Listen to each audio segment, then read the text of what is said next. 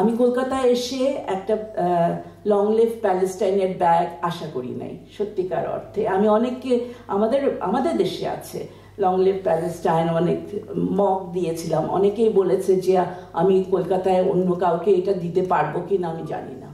তো এই যে আপনারাও যে একটা ক্রিটিক্যাল স্পেস এক্সটেন্ড করছেন, সেই একই যুদ্ধে আমরা আছি।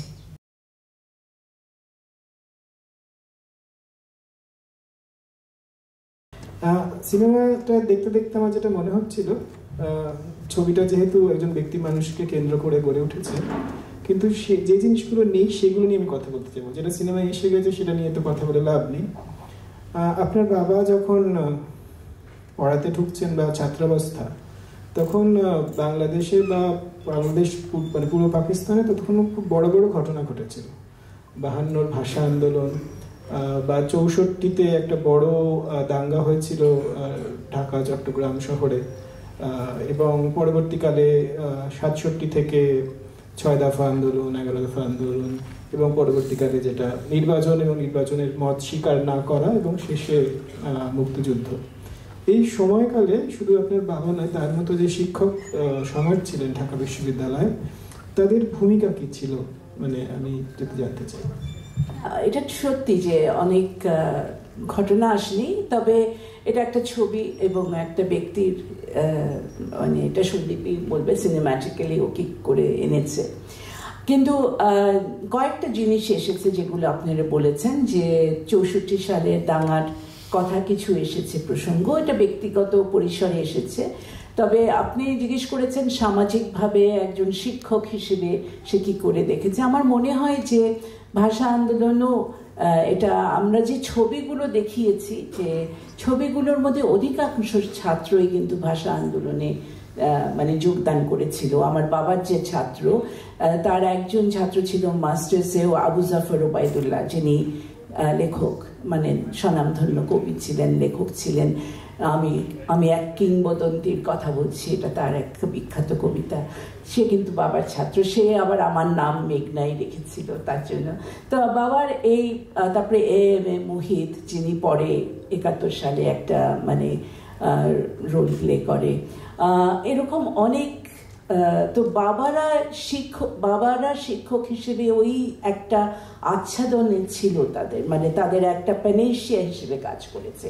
এইসব ছাত্ররা বড় হয়েছে, এই ঠিক সিরাজুল ইসলামকেই পেয়েছি আমরা, যিনি একাধারে ছাত্রও ছিলেন এবং পরে সহকর্মী হয়েছিলেন। তার কাছে কিছুটা শোনা যায়, অন্যরা আনফর্চুনেটলি আমরা তাদেরকে জীবিত পাইনি, নাহলে তাদের টেস্টিমনিতে এটা ধরা পড়তো।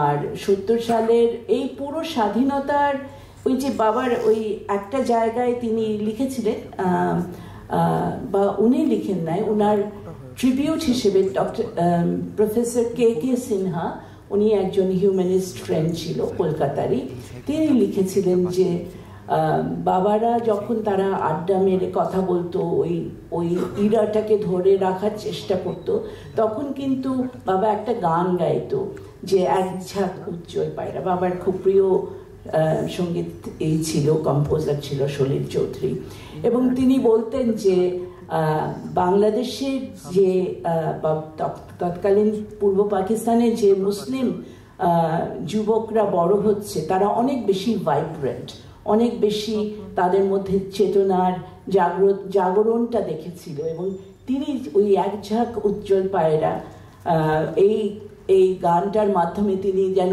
তার সাথে উঠতে চাচ্ছে, সেই মুক্তির মানে আকাঙ্ক্ষায় সে উঠতে চাচ্ছে, এ ধরনের তার একটা চিন্তা ভাবনা ছিল। দীপকে পরের প্রশ্ন করবো। আমি দেখছিলাম তোমার ফিল্মোগ্রাফি, তুমি সম্ভবত বাসন্তী দেবীকে নিয়েও একটা কাজ করছো, এবং তার আগের যে কাজ সেটা দেখছিলাম যে সেটা অনেকটাই মুক্তিযুদ্ধর আশেপাশে ঘোরাফেরা করছে তোমার অন্যান্য কাজ। মুক্তিযুদ্ধ নিয়ে তো বাংলাদেশে অনেক ছবি হয়েছে, আমরা যারা তারেক কাথরিন মাসুদের ছবি দেখেছি, পরবর্তীকালে আমরা মুক্তিযুদ্ধ নিয়ে অনেক ছবি দেখেছি। তুমি এক তরুণ মানুষ বাংলাদেশের, এখন যখন তোমরা দেখছো মুক্তিযুদ্ধকে, তুমি যে মুক্তিযুদ্ধকে ফিরে ফিরে দেখার চেষ্টা করছো, তা মানে বাংলাদেশের প্রেক্ষিতে মুক্তিযুদ্ধ এখনো মানে কিভাবে তোমার মনে হচ্ছে যে গুরুত্বপূর্ণ, মানে মুক্তিযুদ্ধ কার কি ভূমিকা সে নিয়ে না এরকম তর্ক বিতর্ক সে আমরা দেখছি, আমি সেটাই খুব বেশি ঢুকতে চাইছি না, কিন্তু তার বাইরে মুক্তিযুদ্ধ তো শুধুমাত্র একজন দুজনের ব্যাপার নয়, মুক্তিযুদ্ধ একটা সার্বিকভাবে একটা জাতি জেগে উঠেছিল। তো সেই প্রেক্ষিতে তোমরা একজন তরুণ, একজন পরিচালক হিসেবে বটে, একজন তরুণ মানুষ হিসেবেও বটে, কিভাবে মুক্তিযুদ্ধকে দেখছো এবং কেন তোমার ছবিতে বারংবার মুক্তিযুদ্ধ ফিরে ফিরে আসছে? সবাইকে অনেক ধন্যবাদ। আমার আসলে খুবই ভালো লাগছে আসলে আপনাদের এই উৎসবে আসতে পেরে। তো আপনার প্রশ্নের উত্তর দিই। প্রথম উত্তর হচ্ছে, আমার চলচ্চিত্রে আসার কথা না। আসলে আমি পড়াশোনা করেছি সঙ্গীত নিয়ে, ঢাকা বিশ্ববিদ্যালয়ে পড়েছি, পরে রবীন্দ্র ভারতীতে পড়েছি এবং আগাগোড়াই সঙ্গীত নিয়ে পড়াশোনা। তো আমার যার কাছ থেকে চলচ্চিত্র শেখা, আপনারা তাকে সবাই চেনেন, তানভীর মোকাম্মেল। উনি আপনাদের কাছে অনেক পরিচিত মানুষ। তো তানভীর স্যারের প্রথম যেদিন ক্লাস ছিল, যার ক্লাসে যেদিন প্রথম ফিল্ম শেখাচ্ছেন, উনি আমাদের দুটো কথা বলেছিলেন। একটা হচ্ছে, ফিল্মে তোমার দেশ, তোমার পরিচয়, তোমার ইতিহাসটা থাকা জরুরি। আর একটা হচ্ছে, যেসব মানুষের কথা বলে না সেই মানুষদের কথা বলাটাও একজন শিল্পী হিসেবে তোমার দায়িত্ব। তো এই দুটো কথা আমাকে খুব তাড়িত করেছে শুরু থেকেই, এবং অবচেতনভাবে সেটা বোধহয় ভিতরে রয়েই গেছে, গুরুর দেওয়া শিক্ষা আর কি। আর এই ছবির প্রসঙ্গে আর একটু শুরুতেই বলি কিভাবে এর সঙ্গে যুক্ত হওয়া আর কি। তো মেঘনা গুহ ঠাকুরতা ম্যাডামকে আমি ম্যাডামই বলি, কারণ আমি ঢাকা বিশ্ববিদ্যালয়ের ছাত্র, উনিও সেই বিশ্ববিদ্যালয়ের শিক্ষক। এবং এই যে হলটি দেখেছেন সেই হলেই আমি ছিলাম, জ্যোতির্ময় গুহ ঠাকুরতা ভবনেও কিছুদিন ছিলাম। এখানে আমার আরো বন্ধু আছে, একজন সেও ওখানেই ছিল। ও দেখতে দেখতে খুব স্মৃতিকাতর হয়ে যাচ্ছিল যে ওখানেই ছিলাম। তো আমি যখন হলে আসি, স্যারের স্ট্যাচু দেখতাম, তখনই আমার কাছে তো তার কথা শুনেছি, তো মনে হতো যে স্যারকে নিয়ে যদি কিছু করা যেত কখনো। তা আমি জানি না এই সুযোগটা কিভাবে হয়ে গেল। একদিন তানভীর স্যার কে ম্যাডাম অ্যাপ্রোচ করেছিলেন যে আমি বাবাকে নিয়ে একটা কাজ করতে চাই, তখন স্যার আমাকে যোগাযোগ করলেন, এবং এটা আমার কাছে একটা বড় পাওয়া ছিল।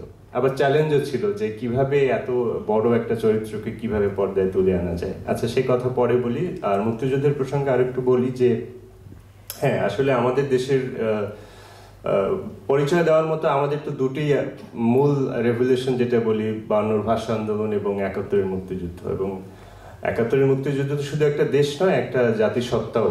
আমরা বাঙালি বলে আমাদের যে পরিচয় সেটারও জন্ম হয়েছে আর কি। তো এইটাকে তো ভোলার তো প্রশ্নই আসে না। ইনফ্যাক্ট এটাকে যদি কেউ ন্যূনতম খর্ব করতে চায় সেটা অপরাধ হবে আর কি, এটা আমি মনে করি।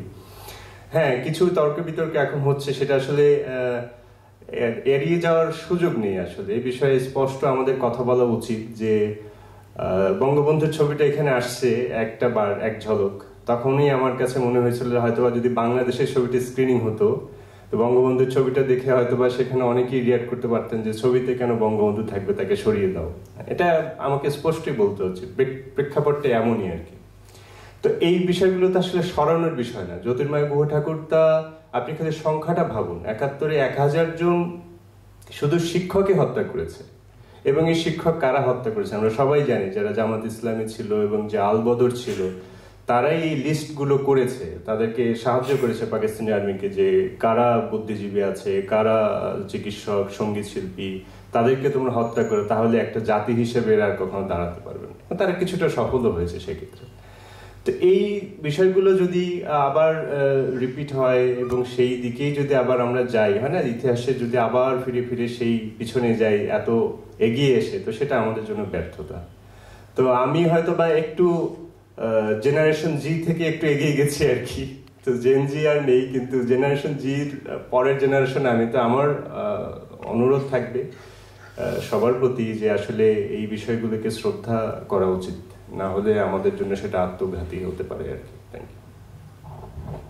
এই যে প্রশ্নটা করবো সেটা দুজনকেই, আপনারা উত্তর নাও দিতে পারেন, উত্তর এমনভাবে দিতে পারেন যাতে আমাদের বাংলায় আসতে পরে আপনাদের অসুবিধা না হয়। আমরা চাইবো আপনারা আসুন। তো এটা যেহেতু অনেকে দেখেন, কোথা থেকে কি খবর যায় আমরা তো জানি না, কিন্তু আমরা দেখছিলাম, বেশ উদ্বেগের সাথেই লক্ষ্য করছিলাম যে খুলনা বিশ্ববিদ্যালয় সম্ভবত, যেখানে অনেক হলে বিভিন্ন মনীষীদের নামে সম্ভবত খুলনা, কি ভুল বলছি, খুলনা, হ্যাঁ, সেখানে সত্যেন বোস ছিলেন, আমাদের আরো অনেক পরিচিত ছিলেন। সেখানে জ্যোতির্ময় গুহ ঠাকুরতার নামেও সম্ভবত হল ছিল। এবং আমরা লক্ষ্য করলাম, এখন কি স্ট্যাটাস আপনারা ভালো বলতে পারবেন যে সেই নাম থেকে তার নাম সরিয়ে দিয়ে অন্য কিছু একটা নাম দেওয়া হলো। তো সেইটা আপনাদের কাছে কেমন লাগছে? বাংলাদেশে একটা আন্দোলন হয়েছিল, যেটা আমরা একটা অত্যাচারের বিরুদ্ধে আন্দোলন, সেটা আমরা সবাই দূর থেকে যতটা অন্য রাষ্ট্রের একজন নাগরিকের সমর্থন করা উচিত আমরা করছিলাম। কিন্তু এখন আমরা বুঝতে পারি বাংলাদেশ এমন একটা ক্রস রোডে আছে। আমি কোনো রকম জাজমেন্ট দেওয়ার পক্ষপাতী নই, এই মঞ্চ থেকে তো নই, কিন্তু একটা ক্রস রোডে আছে। তখন যেখানে আপনি একটা ছবি বানিয়েছেন এবং আপনার পিতা, সেক্ষেত্রে এই নাম বদলে যাচ্ছে, এইটা আপনার পিতার মানে কি বলবো অবদানের ক্ষেত্রেও এবং অন্যদিকে বাংলাদেশের বর্তমান চিত্র সম্বন্ধেও কি এক রূপ দেখায়, সেটা যদি আপনারা বলেন। আবার বলছি, আপনারা নীরব থাকতে পারেন বা যতটুকু বললে না ততটুকু বলতে পারেন। আমি আগে, কারণ আমি নীরব থাকার মানুষ না সাধারণত, কারণ তবে বিদেশে বলতে হলে একটু কেয়ারফুল হতে হয়। যাই হোক, এটা কেয়ারফুল হওয়ার কিছু, এটা সত্য কথা যে আমার বাবা, অবশ্য আমি যদি আমার বাবার দৃষ্টিভঙ্গি থেকে দেখি, নামটা তার কাছে একটা খুব একটা বেশি ইম্পর্টেন্ট জিনিস না। ইনফ্যাক্ট খুলনায় যে নামটা হয়েছিল সেটা একটা অধ্যাপকদের কোয়ার্টারের ইসেতে, কিন্তু আমার বাবা হলে বলতো তো আরেকজনের নাম হতেও হতে পারে, মানে বাবা সেই অর্থে নিজের নামকে প্রকাশ করার জন্য খুব একটা আর্গুমেন্ট দিত না। বাট তাদের নাম, এই নামগুলো বদলিয়ে যে বিশেষ করে একটা বিশেষ মতাদর্শের দিক থেকে যে বদলাচ্ছে, সেটা একটা, যে মতাদর্শ 1971-কে ডিনাই করে, সেটা হচ্ছে আপত্তিকর। যে 71-কে কেন ভুলবে? 71 আমার মনে আছে, আমার আরেক শিক্ষক বলেছিল যে জানিস এরকম করে যে বাংলাদেশই বোধহয় একমাত্র দেশ যে তার নিজের স্বাধীনতাকে ডিনাই করছে, মানে সার্বিক অর্থে না, কিন্তু কিছু কিছু লোক আছে যারা তাদের নিজেদের স্বাধীনতাটাকে ডিনাই করে। এটা তো হতে পারে না। আর এটা আমি বলবো যে এটা মঙ্গলজনক না, আমাদের দক্ষিণ এশিয়ার প্রেক্ষাপটেও মঙ্গলজনক না। কারণ আমি বলবো যে আমরা অনেক সময় এখন যে মানে অ্যান্টি ইন্ডিয়ান একটা স্ট্যান্স হয়, যে আমরা ইন্ডিয়ার বেশি ক্লোজ হয়ে যাচ্ছে ইত্যাদি, এটা আমার মনে তার চাইতে আর্গুমেন্টটা হবে যে আমাদের 71-ই আমাদেরকে যে স্বাধীনতা দিয়েছে, সেই স্বাধীনতার প্ল্যাটফর্মে দাঁড়িয়েই আমরা আমাদের কথাগুলো বলবো, সবাইকে বলবো, পাকিস্তানকেও বলবো, নেপালকে বলবো, ইন্ডিয়াকে বলবো, সবাইকে, সারা পৃথিবীকে বলবো। এই জায়গাটার মানে এই যে একটা ভিত্তি, এই ভিত্তিটা আমরা নষ্ট করতে পারি না। সেটা ও যেমন বললো, যেটা আত্মঘাতী হবে। আমরা দুটো প্রশ্ন নেব, কিন্তু হ্যাঁ, চলচ্চিত্র বিষয়ক যদি মাথায় রাখেন তাহলে খুব ভালো হয়। আর তবে এমন প্রশ্ন আপনারা করবেন না যাতে এক জটিল পরিস্থিতিতে ওনারা আছেন, আমরা সবাই আছি, যাতে ওনাদের নিরাপত্তার কোনো হানি হয়, তারা দেশে ফিরে গেলে, এমন প্রশ্ন আমরা আশা করবো আপনারা করবেন না। চলচ্চিত্র বিষয়ক প্রশ্ন করুন, একটু অ্যাবস্ট্রাক্ট প্রশ্ন করুন, খুব বেশি এমন কিছুতে না যাওয়াই ভালো, যেটা আমাদের যারা এখানে এসছেন অতিথি তাদের ক্ষতি হয়। ধন্যবাদ। কেউ নিয়ে যাবে প্রশ্ন? আমি হাত দেখতে পাচ্ছি না, কেউ প্রশ্ন করবেন? যদি প্রশ্ন না করেন, আমি তাহলে দুটো প্রশ্ন আপনাদের হয়ে করে দেবো। হ্যাঁ, করে দিই। আচ্ছা, তখন তোমাকে একটা প্রশ্ন করি, যেহেতু চলচ্চিত্র বিষয়ক প্রশ্ন করতে চাইলে তোমরা যদি ছোট্ট সমালোচনা করতে পারি, তাহলে আমি সেটা দিয়ে করব।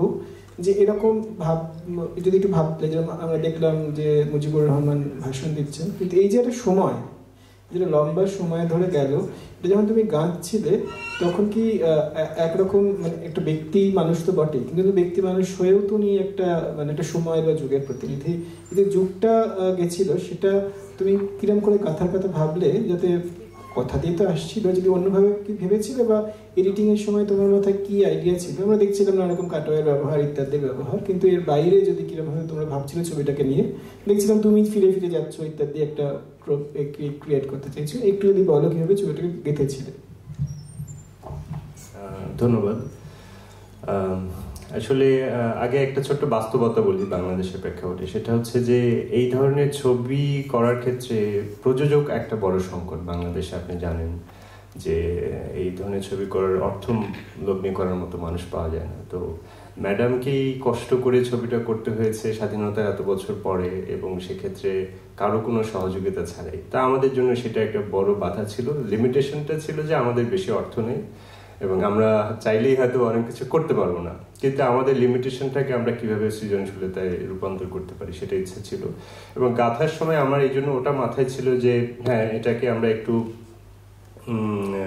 ওল্ড স্কুল ডকুমেন্টারির মতোই করব, কিন্তু ব্যতিক্রমী হলো যে এটাতে স্টোরি উইদিন স্টোরি এটাকে গুরুত্ব দেওয়া, মানে যাতে শুধুই তথ্য দেওয়া না হয় যে মানুষটা এমন ছিল, মানুষটা এটা যাতে দর্শকই বুঝে নেয় যে গল্পের মধ্যে দিয়ে মানুষটা কেমন ছিল। এবং আর একটা বড় বিষয় ছিল যে একটা মানুষকে যখন এত বড় স্কেলে দেখলাম, তো সেই মানুষটা যখন হঠাৎ করে মানে একটা জিনিস মেলে গেল, শেষে এসে এমনভাবে যখন কোলাপস করে আর কি জিনিসটা, যেটা আমাকে আরো অনেকেই বলেছেন যে ওইটা তাদের কাছে খুব ইমোশনালি ধাক্কা লেগেছে, যে এই মানুষটা হায়, এটা কিভাবে এত প্রাণবন্ত একটা মানুষ কিভাবে হারিয়ে গেল।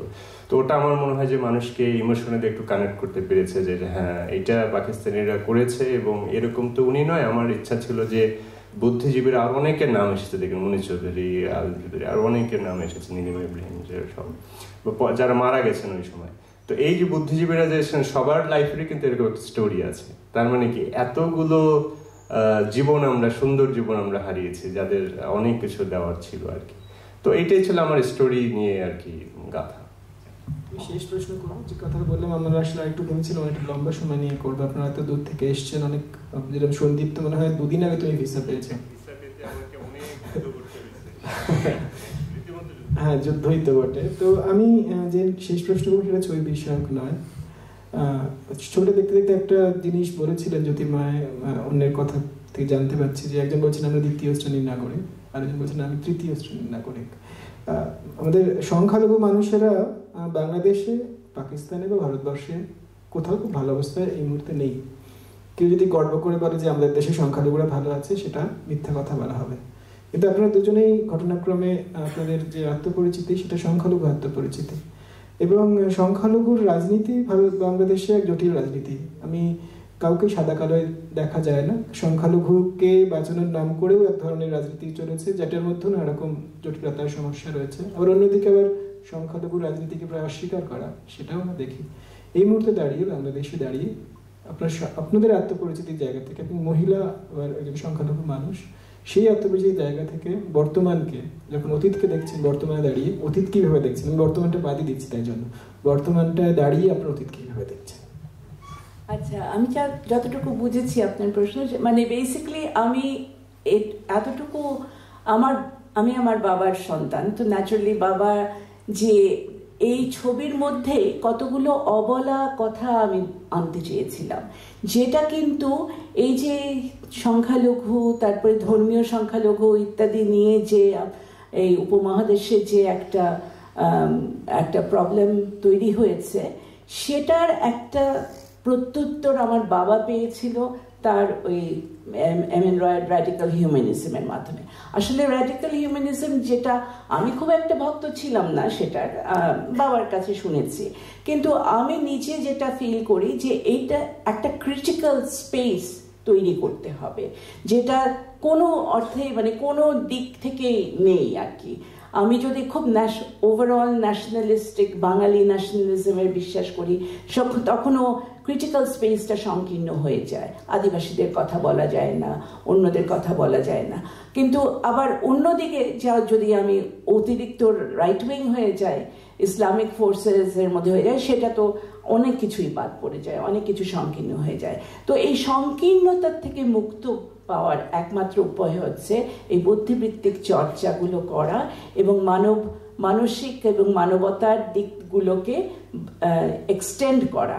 সেটা আমি মনে করি যে এই যে আমরা এই কথাগুলো, আমি তো ঢাকায় আমি লেখালেখির মধ্যেও বলতে পারছি না, কিন্তু আমি একটা ছবির মধ্যে আমার অন্তত একটা পার্সোনাল লেভেলে আমার বাবার আদর্শটা আমি অন্তত উপস্থাপন করতে পারছি। আমার বিশ্বাস যে এটাকে আমি ফলো করি কিভাবে, পরে ওটা আমি লেখালেখির মধ্যে প্রকাশ করব। এবং আমার বিশ্বাস যে এটাই একমাত্র এই ক্রিটিক্যাল স্পেসকে এক্সটেন্ড করা, যেটা আমার মনে হয় আপনারাও করছেন।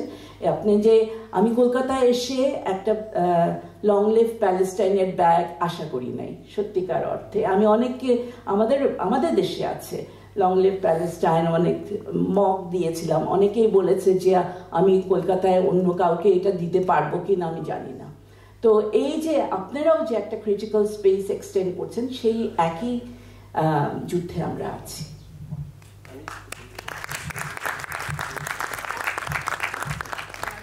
আচ্ছা, একটা ছোট্ট গল্প বলি আপনার কথার প্রেক্ষিতে, সেটা বলতে হয় যে আমরা যখন শুটিংয়ে গেলাম বরিশালের বানারীপাড়ায়, দেখেছেন, যেটা জ্যোতির্ময় ভট্টাচার্যের পৈতৃক নিবাস।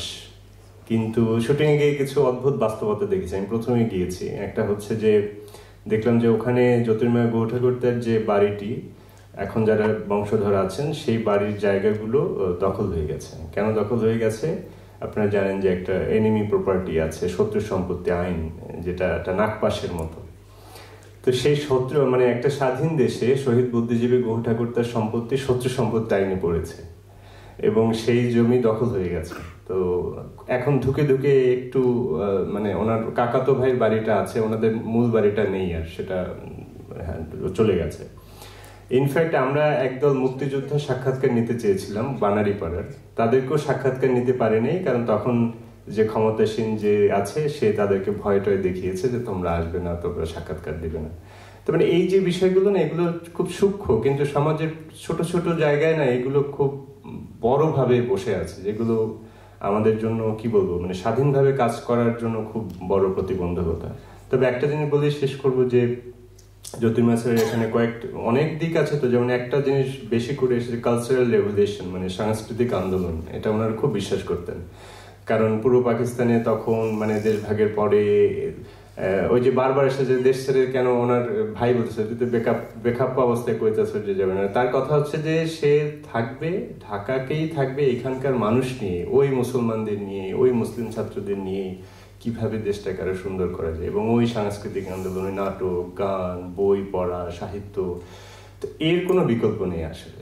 তো আমরা যদি এই প্রজন্ম, এই নতুন প্রজন্মকে যদি পরিবর্তন করতে চাই, ও ছাড়া কিন্তু কোনো বিকল্প নাই। তো যে যতটুকু আমরা যে যেখানে সংস্কৃতি কর্মী আছি, এটা আমাদের একটা বড় দায়িত্ব। যতদিন কাজ করে যাওয়া যায়, যত বেশি কাজ হবে, ওই যে বললাম নাম বদলে দিয়ে তো ইতিহাস মোছা যায় না, যে থাকার যে যা সত্য সেটা থাকবেই। তো এই জন্য কাজেরও আসলে কোনো বিকল্প নেই, এখন কাজ করে যাওয়াটাই হচ্ছে মূল বিষয়। ধন্যবাদ। ধন্যবাদ লেবনাদিকে এবং সন্দীপকে। আমাদের পক্ষ থেকে পরমা সন্দীপকে একটা ছোট্ট মেমেন্টো দেবে, এটা বানিয়েছে সিরাজদৌল্লা চিত্রকর। মুখটা তোমার যেরকম করে সিরাজ